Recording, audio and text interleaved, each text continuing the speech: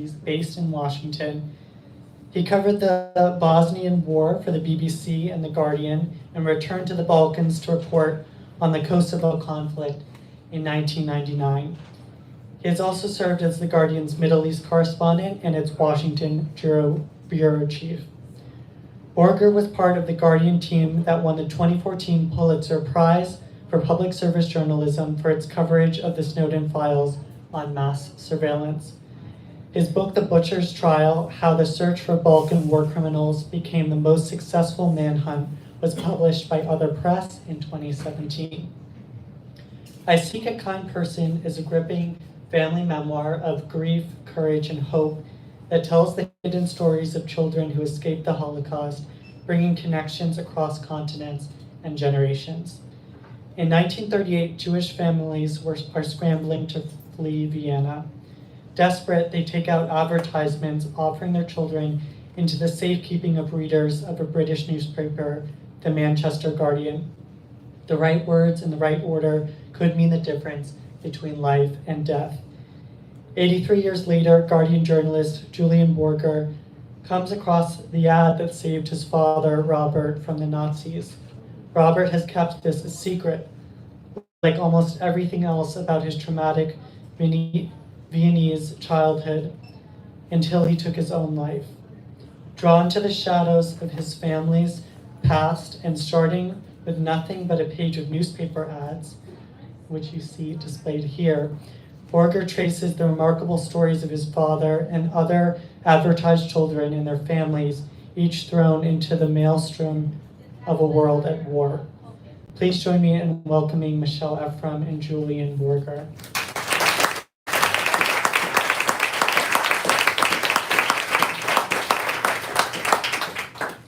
Thank you so much for that great introduction. Thank you everyone for coming out tonight. Such a pleasure to meet you, Julian, after reading your phenomenal book. This is such an extraordinary story, a secret family history that, were it not for a chance encounter, would have gone unknown, and as you put it, like an inherited book put away on a shelf unread. Can you tell us about that chance encounter? Yes, it's I don't know. It's working now. It's a great pleasure to be here. Thank you. It's an honor and pleasure to share the stage with you. Yes, I was exchanging emails with a immigration lawyer. This was the last months of Trump, and Trump was trying to get rid of every African asylum seeker in America, and she was trying to protect them, stop them, particularly Cameroonians.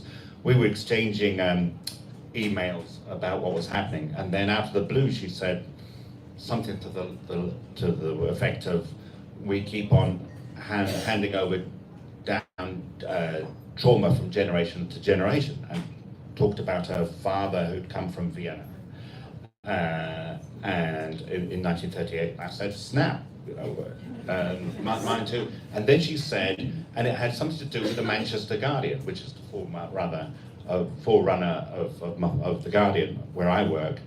And that reminded me of something that was said in my youth, that the Guardian had something to do with my dad getting out. It's something I had never looked into. I just assumed it was like a general appeal for helping Viennese children. So I went to the archivist at the Guardian and said, maybe there's something here.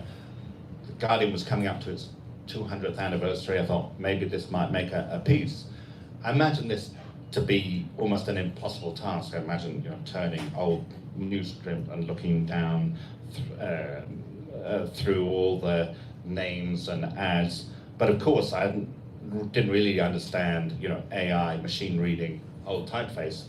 And the next day, I was shopping in Whole Foods in Northern Virginia, got in the car and just did a check on my phone to see if anyone wanted me for work-wise. And there was this email from the archivist saying, is this you? Is this what you're looking for? And I opened the attachment, and that's the attachment. And I very quickly saw that the second one down was about my dad. I seek a kind person who will educate my intelligent boy aged 11. Viennese of good family. And there was the family name, and I knew that was the last address that they had in Vienna. And yeah, it was a kick in the head, because it's my father being long gone. He was almost 40 years gone, and we stopped thinking about its past. Not that he ever talked about it in the first place. So to see this, and to see the kind of underlying desperation, that this was probably my grandfather writing it, trying to think of the right words, was profoundly affecting. Yeah. And what really struck me, though, I have to say, so it's this chance encounter. You happen to have this conversation with a woman whose father was also from Vienna. But I have to tell you that as I read your book, I felt a stronger and stronger sense of inevitability, of destiny. Like, this is not a story that even could be put away on a shelf, because it has always lived, however unconsciously, inside of you, even though you didn't know the story. And in this book, you talk a lot about intergenerational trauma and the legacy of betrayal, shame, and guilt in Jewish families after World War II. So from your perspective now, even though you knew very little about your father and his past, do you think you had internalized his and his family's experiences without even knowing it? That's a really difficult question to answer. I'd internalize something. I think I was the member of the family who was interested in the past. I'd inherited from my granddad a box full of things, of objects, like his little medal from the First World War, and then there was a little handwritten sign that he put on. They ran a radio and musical instrument shop in Vienna, and he put this sign on the shop window. He got it signed by the local Veterans Association, saying, "This man fought in the first war, or in the Great War, as they called it, and is an honourable ex-serviceman. Meaning me, please don't trash his shop." And it was signed Heil Hitler. So these things were really, they were interesting to me. I didn't know how these objects fitted together as a story. I just carried them around with me, kind of like tokens, fetishes of the past, without really understanding it. And I do think it was a chance encounter. I don't know if it was destined, but if I hadn't had that conversation, I would probably still be carrying around this cardboard box full of things that I didn't know what they meant. I might push you a little bit on that. But okay, so the book begins with a scene of you returning home from, of all places, the dentist, to the news of your father's suicide. And there's a curious detail. I'm going to read this. On 15 September 1983, I had a dentist appointment. My family had been going to the same man to fix our teeth since childhood, and he believed, for reasons I can no longer remember, that anesthetic should be avoided whenever possible. Random moments from that Thursday morning have stayed with me. It goes on. So my first reaction was, wait, what? He didn't believe in anesthesia? I don't understand. That's crazy. But this was, like so many moments in this book for me, a place that I kept returning to, both emotionally and as a fellow writer, looking at how a story is being crafted. Because the dentist anecdote does not seem random at all to me, actually. It seems to convey the idea that your family and you were meant to, or being forced to, experience unmitigated pain. I was just very curious about the choice to start with that. So you describe many instances of pain in the writing process with this book, including having to reread your father's suicide note, which you make a special point of saying how hard that was. So how was pain necessary or important, do you think, in writing this book? I mean, I have to say that I found much of writing this book almost a joyful experience, because it was uncovering things that had been hidden from us, but overall they were good things that I learned about my family, and then left me wondering why, behind this quite noble past, we had members of my family who had resisted the Nazis, one who'd been tortured to death by the Nazis, and yet we knew none of this. And so when I was researching and finding out that part of it that was my personal history, I thought incredibly lucky, and kept on coming back to this sort of very chance encounter and thinking, if that hadn't happened, I would never have known all of this, and these people who had died would all have been forgotten.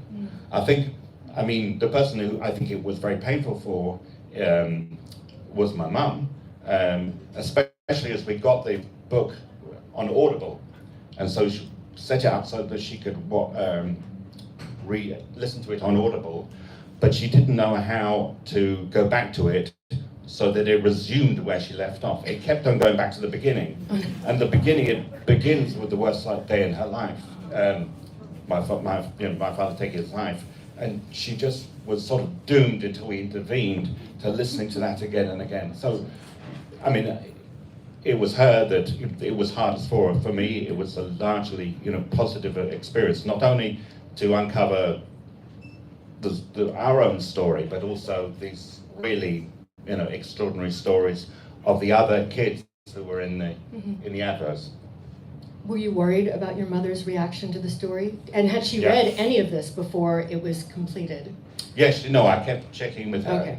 And her reaction mostly was, universally was, it's true, isn't it? And so, she was extraordinary, because given, the emotion involved. Yeah. So, speaking of your father, suffice it to say, he was a difficult man, as you categorize him, and one with many secrets, not least of which was that he fathered a child out of wedlock, which you didn't find out about until after he died, and with whom you were very close. You were just texting with him, in fact, back room. And you write that the sense of having lived with a stranger only grew in the months after his death. And you also characterize your father as someone obsessed with status. That seems to be a recurring theme. Just months before he committed suicide, he joined a posh club, not exactly friendly to the family budget, the National Liberal Club, I believe is what it's called, in Whitehall, which is where he ended his life. And this is right at the beginning of the book. You write, in retrospect, it was probably part of the staging for his suicide, and no doubt he felt it had a ring to it. He died at his club. He was trying to depart the world as a man of substance at a time when he felt at his most insubstantial.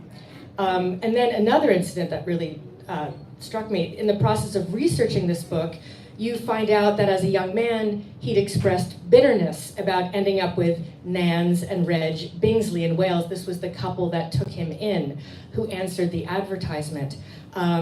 He had expressed to another member of the household at that time when he was young, if he'd had wealthier caretakers, like some other of the Jewish kids who'd come over from Vienna, he could have gone to Oxford or Cambridge instead of a university in Wales. And first of all, as you make really clear, many of those other children were treated horribly. You document that. None of them, I think, were in affluent families. And Nans and Reg could not have been more loving and devoted. And your description of hearing about your father's sentiments really stuck with me. You write, my father had been dead for nearly 40 years, but he still had the power to make me want to curl up with shame and anger. And that anger is so palpable here. how did your relationship with your father or your perspective on him change as you were writing this book? I don't think there's anything as glib as closure or forgiveness or understanding. Inevitably, there was a greater understanding of where he came from. Nothing really explains a suicide. I'm really no closer to understanding that decision from writing the book than I was before. None of the other children did. It was more common coming out of those kind of experiences to escape the Holocaust, to escape the Nazis, to grip onto life with everything that you could. But it did give a context, and it explained to me something that was said to me soon after he died that I hadn't understood until I came to research this book. And that was, after he died, it was my job to bring around people who knew him. And the person I left to the end was his foster mother, the Welsh school teacher who'd taken him in, Nance Mabley. And her immediate reaction was, well, he's Hitler's last victim. They Yes. got to him in the end, which was, complete shock to me. I didn't know how to process that because we lived in Chiswick, it's a leafy suburb of London, and he never mentioned. But what she knew, which I didn't know when I called her, was that he had gone to look for her in his last days. Yes, yeah. The last trip he made was to go and find her. And so, she was away, and so must have been feeling what had happened, what would have happened if I'd been there. Maybe I could have saved him. I didn't find out any of that until I wrote the book. Yeah. What was interesting, I learned about was that it was not uncommon for Viennese Jews sort of facing, desperation to commit suicide in Vienna. So just sort of even finding out that there was this connection to history with your father. And of course, as you say, he didn't commit suicide in Vienna, he survived, he escaped as much as one does. But that quote from his foster mother, that the Nazis got him, they got him in the end, I think. So that was really striking to me. And although this book is obviously about a very particular history, you capture, I think, something very essential about the immigrant experience more broadly here, which is feelings of chronic isolation and otherness. And you write, the refugee's curse is to be from two places and none at the same time. And that actually clicked for me about what struck me about the title of your book, which I'm not sure, you don't talk about it, but I seek a kind person. And I suddenly realized why I was getting stuck on the word kind. The most obvious meaning of a kind person here is someone with a caring soul, someone ethical, moral, and upstanding citizen, like, please be kind and save our child. But the word, etymologically, also means kindred, being of the same. And I think, given all the theme of assimilation and wanting to fit in, it expresses unwittingly the desire to fit in, to be taken as kindred. But in your family, as you describe it, assimilation or attempts at it are very fraught. And I just wanted to read a little bit about that, that your family chose assimilation over identity. And there were costs to this choice, choosing assimilation over identity, which is how you put it. I grew up feeling that I did not entirely belong, even in the neighborhood where I spent the first 18 years of my life. Part of me always felt that we were somehow pretending, and that underlying unease drove me abroad at the earliest opportunity. It was as if we had painted layer after layer of tasteful off-white over the top of something garish, more visceral and unsettling, and I was unsure what to do about it, other than to leave. To me, relatedly, you write also, I often felt the presence of a trap door lurking under my daily life, left behind by an unseen past. So I'd love to hear you talk more about that metaphor and what it was like growing up as someone assimilated, but also paying the cost for that, as you put it, prioritizing that over identity.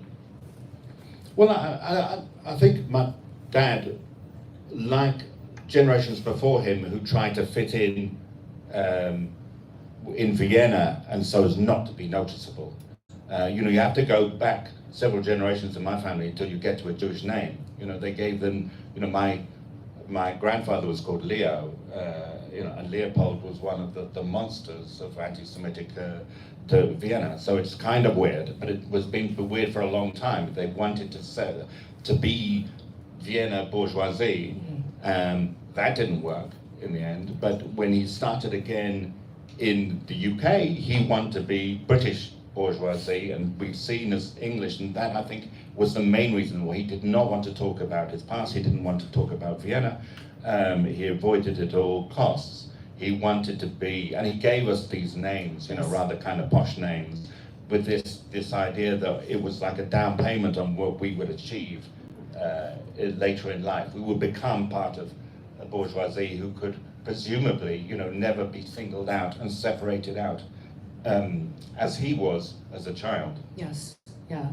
I think some of the most striking passages are where you talk about what life was like in Vienna for the Jews who lived there, and where most people could never imagine what was going to happen to them, but also how their neighbors and friends would turn on them and laugh at them on the street. They were constantly humiliated. It was so much betrayal and humiliation, and that's something that in your depiction of your father seems to really have stuck with him, something that is hard to imagine ever forgetting. You mentioned Vienna and the desire to be bourgeois in Vienna, and then that transferring over to England. Your family's relationship with Vienna is interesting and ongoing. That the issue of Vienna, I believe, caused your grandparents to get divorced in the 1950s because your grandfather didn't want to move back and your grandmother did. Can you tell us a little bit about that? Yeah, it was a complete disaster. She wanted to go, but because they arrived when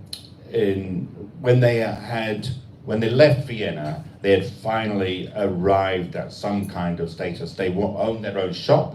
They had a nice apartment after living in social housing, and they had just got some kind of regular, life going, a comfortable life, when it was all destroyed, and they had to start again in London. And she was a maid for many years, and then she was a cashier at a Lion's Tea House, as a kind of chain of cafes. And she was always nostalgic about Vienna. She would come round to our house and make Viennese food, and she was all about, next year in Vienna, not in Jerusalem.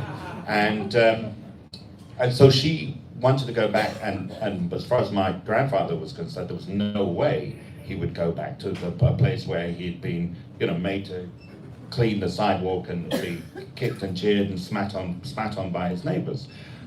So they split, and she went back, took the family shop restituted, and made a complete mess of it.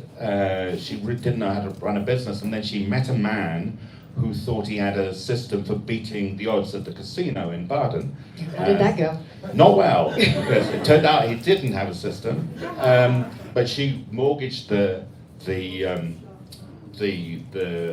shop, lost it, and had to escape in the middle of the night from her creditors with the equivalent of £15 that my great aunt lent her to get out. And she arrived on the day of my sister's birth, my parents' first child, at the hospital with no money, and then lived quite miserably in London ever since until her death.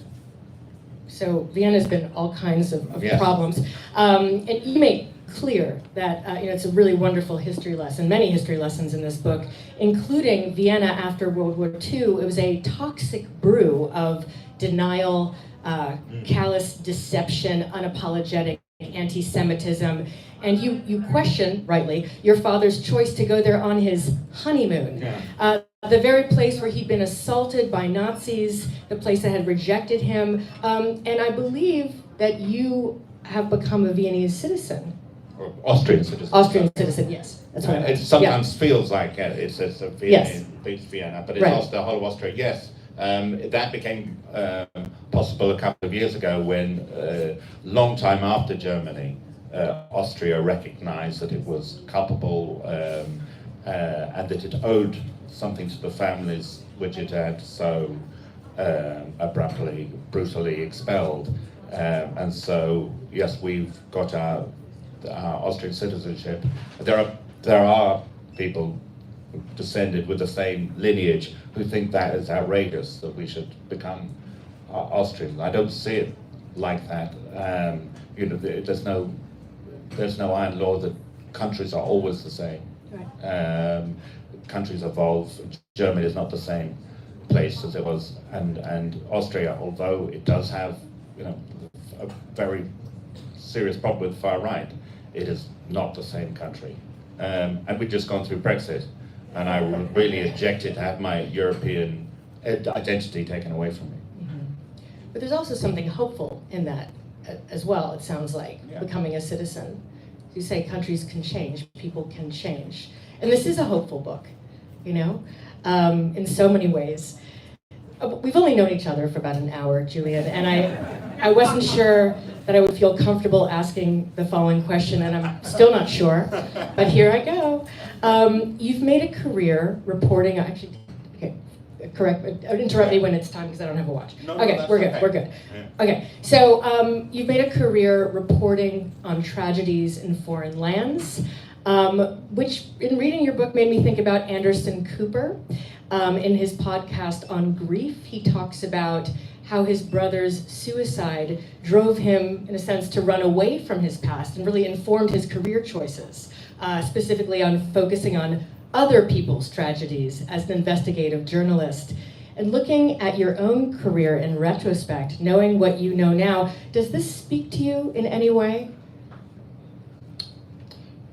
I mean, quite possibly there is something there about going and looking for wars. I don't think I did. Certainly not consciously. I was sent to the wars that I covered, and was quite happy to put them behind me. But there is something there. I mean, I did see echoes of my father whenever I saw young boys, young Bosnian boys who were all orphaned or refugees. I definitely did see my father as a young boy in them, and I think that was sort of become hardwired.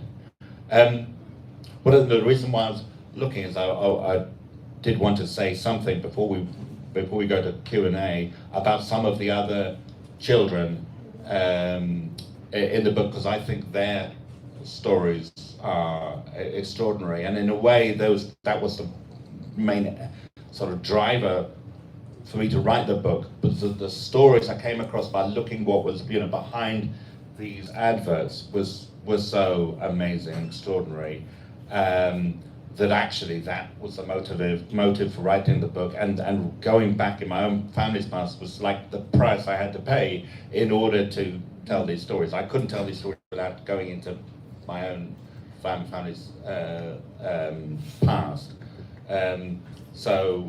I mean, what I could do is read a bit of this, of the introduction, which goes a bit into that and how I sort of set out to go and find these people. Absolutely, and it's amazing how you're wearing different hats here. You're wearing a hat as a child of a father who's committed suicide, of a family that has a secret history, and also as a journalist. You're wearing all of those hats here. Yeah, I think that's absolutely right. I think it was the journalist who got excited about this book, first of all, because to be able to tell these stories are remarkable stories. Was just so exciting, and then the next step was, in order to make it complete, I had to go back into my own family history. Yes. So shall we read a little bit from the, Absolutely. from the introduction about how I started off looking for the other characters in the book? Stuff. Before the Kindertransport, which is sort of brackets the kind of more organized evacuation of Jewish kids from Prague and Vienna. So before the Kindertransport, newspaper ads were one of the very few options available for Jewish parents trying to get their sons and daughters out of Nazi-run Austria. A total of 80 children were advertised in the Manchester Guardian, almost all from Vienna, their virtues described in brief to fit the confined space at the cost of a shilling a line. They had grown up on the same streets at the same time as my father. So what happened to them all? Had they all managed to survive, or had their children's appeals for help gone unheeded? I set out to trace them. Having stumbled on their names, it seemed unthinkable not to try and find out what had happened to them, and if it was too late to track them down in person, to at least find their children, who would presumably be about my age. At the same time, I felt compelled to follow my own father's fading traces, overlooked for so long. I had no clear preconceptions of where the search would take me, and I would frequently be astonished by the stories that lay behind those three-line ads.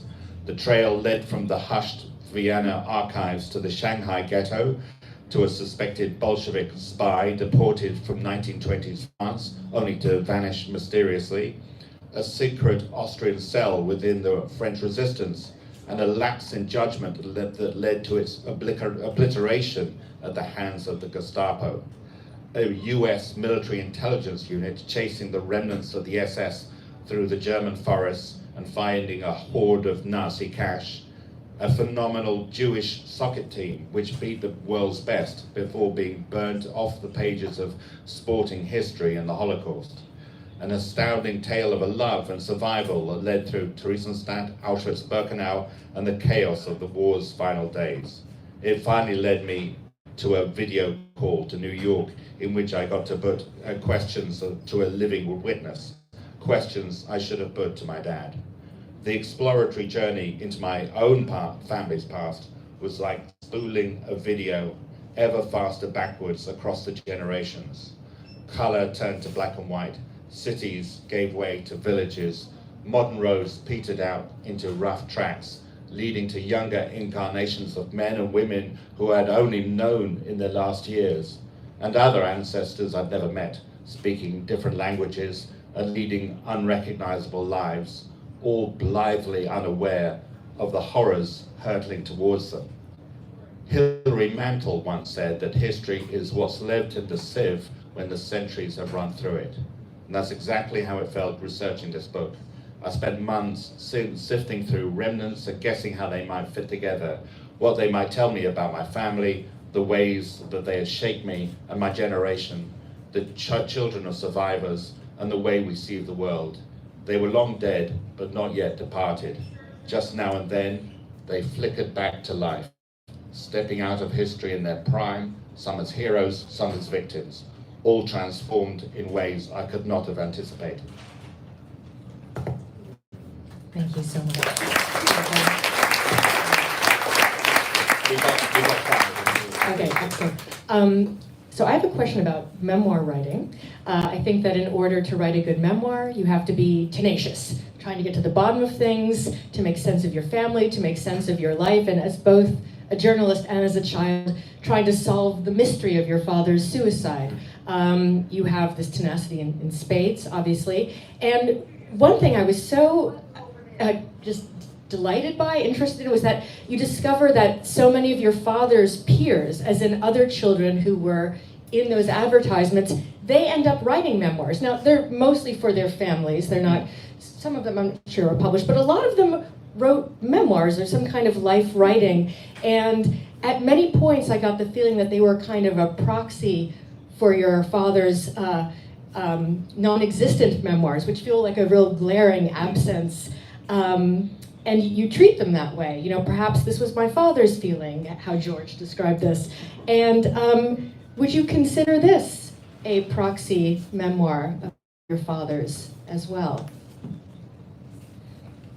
I think it ended up a bit like that because finding out about these other kids who'd lived, a few streets away from my dad and gone through the same traumas and the same, journey, but some of them had forced to leave their parents behind.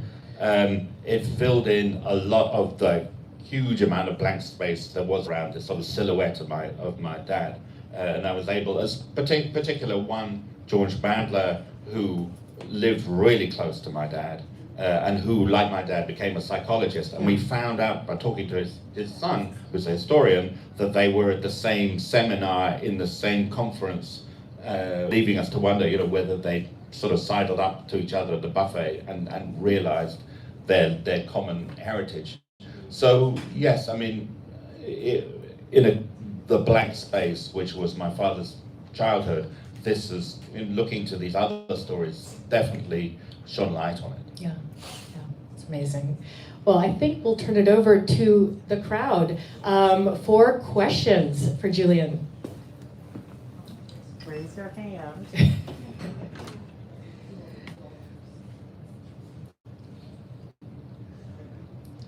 That's one. There's always one.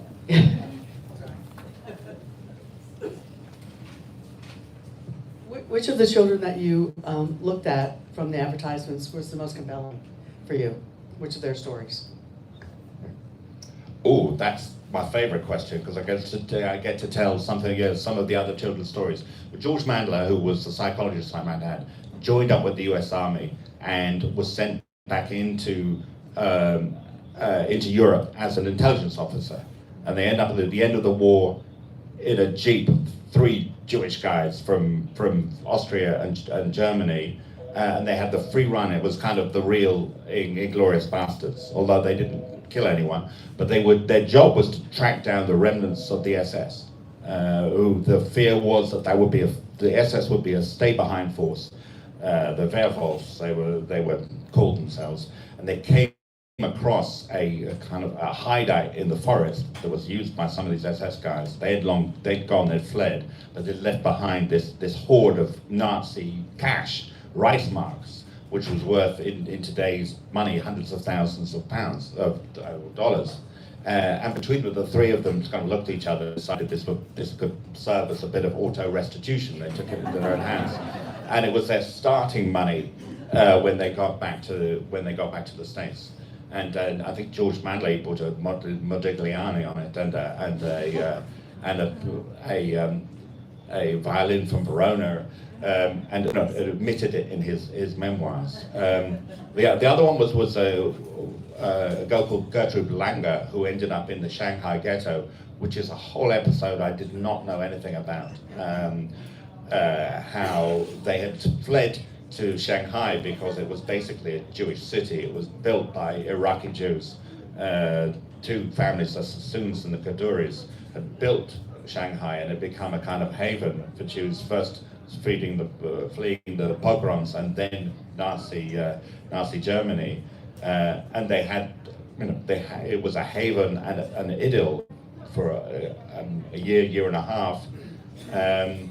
It was sort of, Vienna on the Huangpu River, and then Pearl Harbor happened. The Japanese marched into the international settlement there, and they ended up in a ghetto. They set up a ghetto for them in Shanghai. Then the SS arrived, who they thought that they'd left behind at the other side of the world.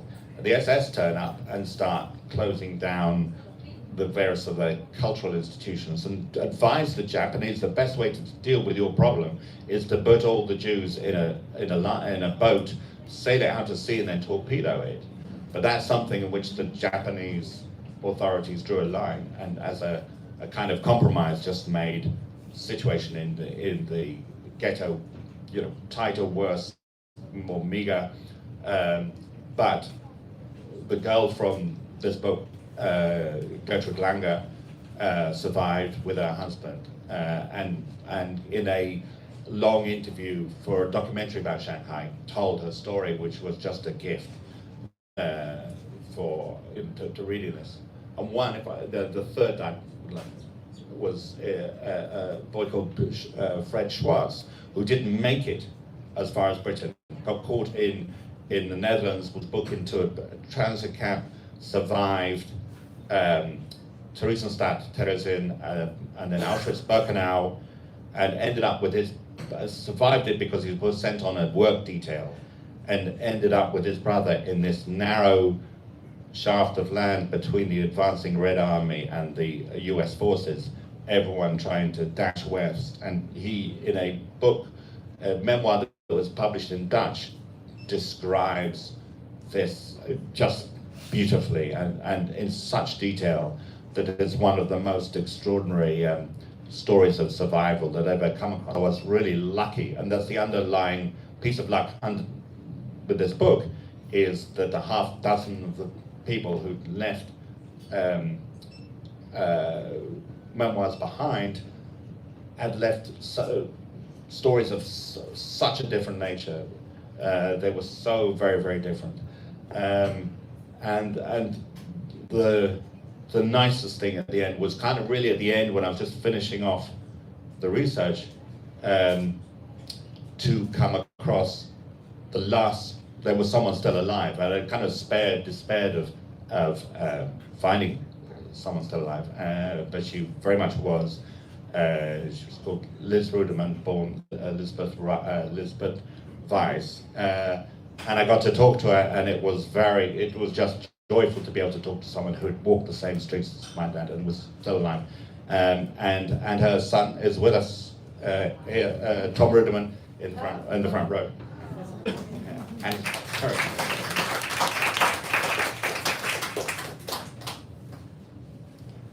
It's on. Did your father or anyone you know or in your family get to meet Sigmund Freud or Carl Jung? Thank you. No, it's a short answer. I think my dad at the time was a Jungian, but it didn't last long. But he never met the man. They were at the time. They were in Vienna. We were running a record shop, so a musical instrument shop. So the different worlds. There's a question down here. Hi, I'm about halfway through your book, and I just first want to say what an amazing, beautiful piece of work. I'm excited to keep going. I'm curious about what you had said. I think that there were about 80 children that were advertised, and are they at a very specific time, like right around the Anschluss? And then as a follow-up, that they specifically were looking for places for their kids in England as opposed to, say, France or somewhere else. What do you know about that? Like, why were certain people looking in England? Were they looking elsewhere at the same time as well? And why 80 and then a stop? It could be simply because the war expanded, I don't know, but. Yes, the period of time was sort of summer 38 to summer 39. That's the period of time the 80 were there. Remind me the other part of the question was... just if they were, why England? Oh yes, what UK?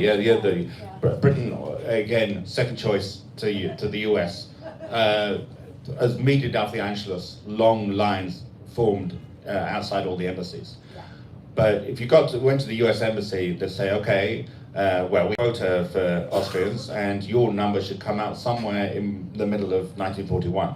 So they needed a stopgap. Yeah. I think they already knew that France was not far enough. I think there was a belief you needed a bit of water between you and the Nazis. And so the UK was the second choice. I think there was awareness that you could get, if someone could sponsor your tuition and say you would look after you, then you could get an exit visa from the Nazis, you would be able to leave.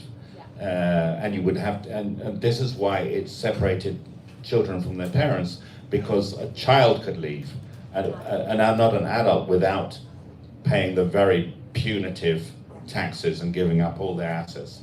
And people to the very end, it was the optimists who were the ones who died, because those who felt, well, this will pass, and I don't want to, give up what I've spent a lifetime building.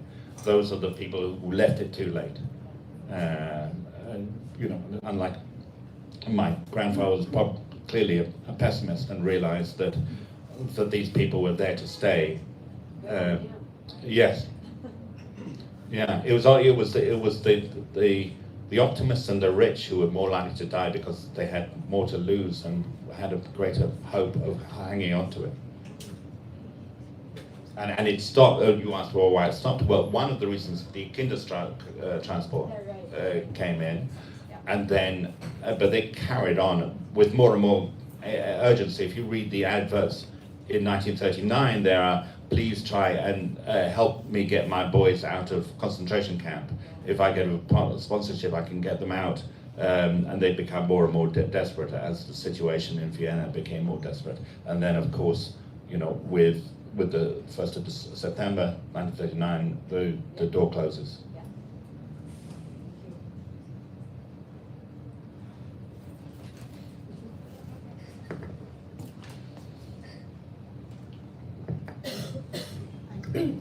I've been lucky enough to read this book several times because I happen to be Julian's publisher. I mean, I have a question, a very specific question. Is it better? Yeah. When you read the book like that 2 years ago, you read it exactly as what it's meant to be. And reading it now, I just reread it again last week, and the experience is radically different. And I think you will feel it when you read it, that you think, oh, this is history, this is back. And now we return, it's a return of not exactly the repressed, because you show what the repressed is. So my question is, there are different experiences, what is happening now in this country with all the deportation, and also your experience both in Bosnia and in Jerusalem. I was wondering how, because I feel the immediacy of this book, reading it, and I'm wondering what is your experience as you have written this book several years ago now, when you work as a senior reporter in Jerusalem and the West Bank today. What is your experience when you see what you see, and how do you understand what is happening today, and how do you experience the situation, especially in what happens in Gaza and the West Bank, and how do you connect to experience of expulsion and eradication that are so beautifully described in the book? I mean, I was kind of shocked. And I wonder, as a journalist, and also as someone who had a Jewish father, how does it affect you? Do you think about it, or are you able to put it aside and just do your job, as a very, very famous and adored reporter of The Guardian? Okay, there's a lot there. I think the echoes of this are more relevant to what's happening in Europe and the US now, in terms of the growth of populism, the erosion of democracy. You see in Austria, before the Nazis came in, there were others who came before, authoritarians, who fatally weakened democratic principles, norms, went after minorities, that paved the way, made it easier for something much worse to turn up. So I don't make a parallel between the kind of populist movements we see in Europe and here with Nazis, but they have some echoes, some resonance with the kind of clowns that came before the Nazis in Europe. What is really striking, reading the book and then seeing it more in Yugoslavia, is how fragile it all is. The people in Sarajevo thought this could never happen. The people in Vienna thought this could never happen, because civilization, the civilized country that we live in, is too well founded, is too well established. Surely it couldn't happen here. And I see that, you know, that's a mistake.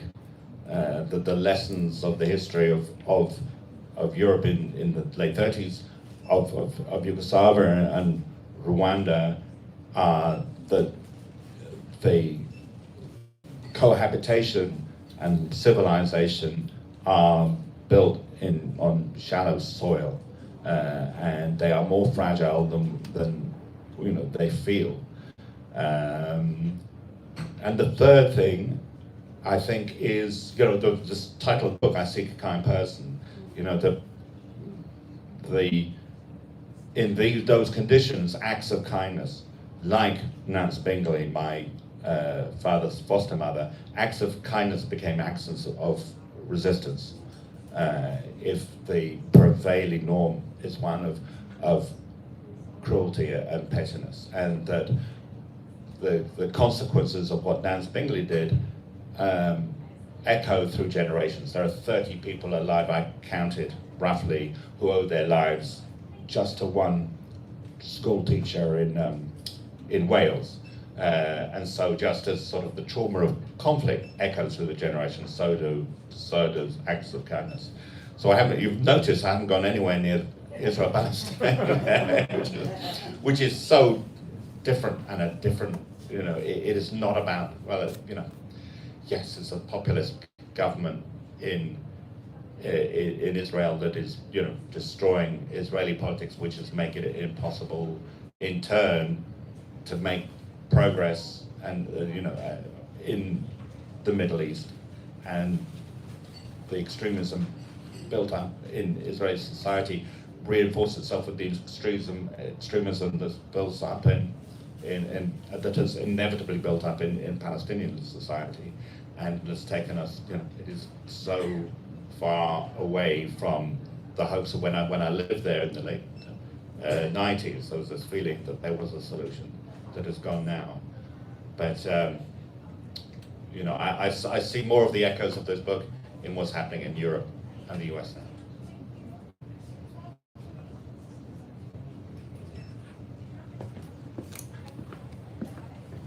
Last question. Hi, I haven't read this yet. I've read just a few pages and was drawn in immediately. But as you were talking, I'm feeling the pain of what's happening in our country. And when is it time for us to know, leave? And where do we go? What would be a safe haven?